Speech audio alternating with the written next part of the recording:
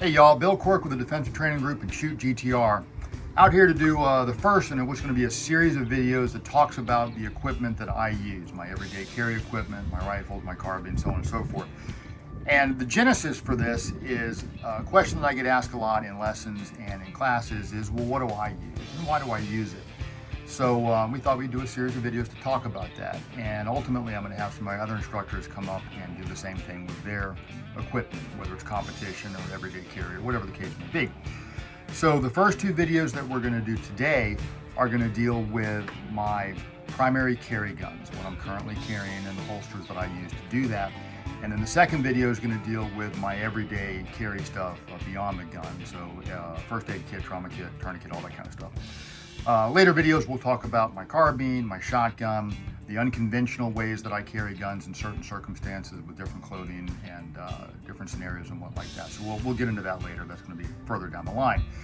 But to start out today, the first video is going to cover my normal everyday carry guns.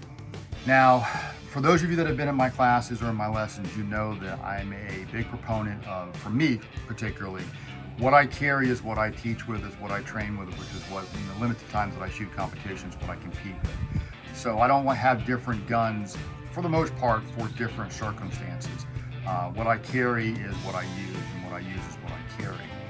And like I said, there are some specific circumstances where I have a different setup, and we'll talk about those later. But for the most part, 99% of the time, if you see me out in the world, even on a day where I'm not coming to the range, I'm going to have on the stuff that we're about to talk about. So my primary carry guns are full-size Walther PDPs. This is the 4.5-inch barreled version, and I have two that are basically identical. Okay, and that way I've got a spare, and I rotate through these as I go. So both of these are set up with, like I said, they're the full 18-round grip frame, 4.5-inch upper assemblies. The optic that's on both of them is the new Acro P2 from Aimpoint, which I like a lot. I've been shooting this a while. I was shooting the P1 for quite a while, and I just got these about a month ago, and have been very, very happy so far.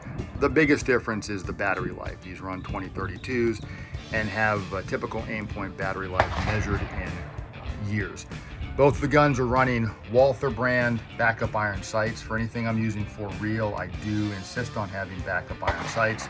The optic is very, very reliable. The backup irons are very, very reliable, but it gives me redundant capability because things can fail. Things can loosen up, things can break, so on and so forth. Going into the fire control, both of my guns have been retrofitted with Overwatch Precision TAC triggers, and these are in Walther blue. Some of my other guns have black triggers or flat dark earth triggers, but my two primary ones are running the blue, and I like that. I'm a cop, so I like blue.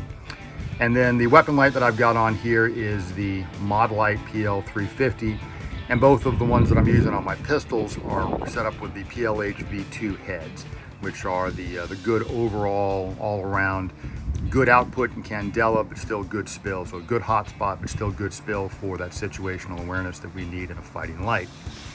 Both of the guns have been equipped with Taylor Freelance aluminum back straps. Primarily, it does change the balance a little bit, and I do kind of like that. Not a huge thing there for me personally, but they allow me to run the Taylor Freelance magazine well, which I do like because it locks my hand in there. I've got big hands, so it gives me a good purchase top and bottom. And then I'm running extended magazines. So this is my spare that I carry in my magazine pouch. This is a 21 round mag. The one that goes in the gun is a more flush fit, not quite, more flush fit, and is just a standard 18 round. This doesn't add any capacity there. So those are the pistols, and like I said, the second one is set up exactly the same way, so I can go back and forth, no big deal at all. My two primary carry holsters are both similar in that they are sidecar designs, which I like a lot. I like the increased stability of the wider clips and the fact that the magazine pouch is included. I always carry a spare magazine, or 99% of the time I carry a spare magazine. I do believe in that. I had too much ammo in a gunfight, said no one ever. And with the semi-automatic pistol, a lot of your malfunctions are magazine based, so having the spare magazine gives you some more options. But both of these are sidecar designs. Like I said, I like having the wider clips because that gives me more stability. Now, some people will say, well, not quite as comfortable because I can't adjust them individually the way that I would if these were two separate pieces. And that is true, but I don't find it to be too big of a problem. And what I gain is, since I'm a shooter and I shoot all the time, 5 or 6 days out of the week, I'm out there at the range shooting, having the clips spread out like this just gives me more stability on the belt, makes for a more consistent draw. And those are all positive things that I think are worth it. So any maybe reduction in comfort, I think is more than outweighed by the increased stability. So this one, the first one I'll show you, this is from T5 Custom Kydex. And when Jerry makes outstanding gear, I've been running his stuff for a long, long time, and just super top notch. The standard Papillon, which is what this model is called, which is based on the Butterfly, has a leather connector between the two here, and I retrofitted mine with the shock cord just to make it a bit more, make the footprint a bit more narrow side to side. I like that a bit better. But the point is that it has a bit of flex here. So as I'm moving, one of the problems with some of the sidecar type holsters where this is all one piece is that flex point as you're moving and going about your daily existence, that can create a cracking point. So by connecting these by some other means, either the leather connector or in this case the shock cord, that gives you a little bit more flexibility there and eliminates that crack point, potential crack point, and it's a bit more comfortable because it does move with you as you go. This particular one is equipped with a wedge in the bottom and then also a mod wing. And what that does is the belt comes in and applies pressure here to help lever the butt of the pistol, the hard part, the T-square. That's the hard part that conceal, levers that into your body.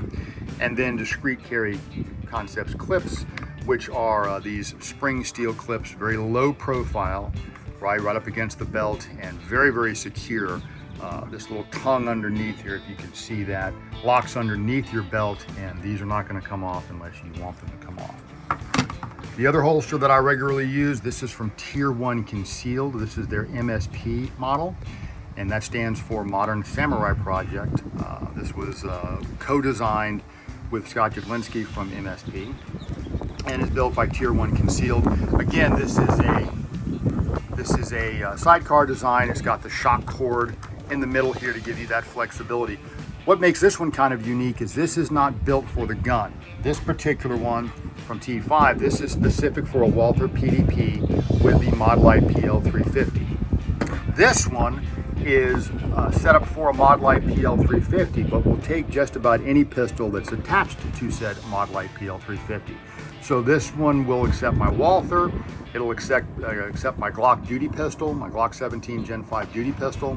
It'll take my Beretta, my Langdon Berettas with a Mod Light on there, a SIG P320, a 1911, anything that I'm going to be carrying, as long as it's got my Mod Light PL350 on there, that's what the holster is going to index off of, as opposed to a conventional holster which indexes primarily off the gun.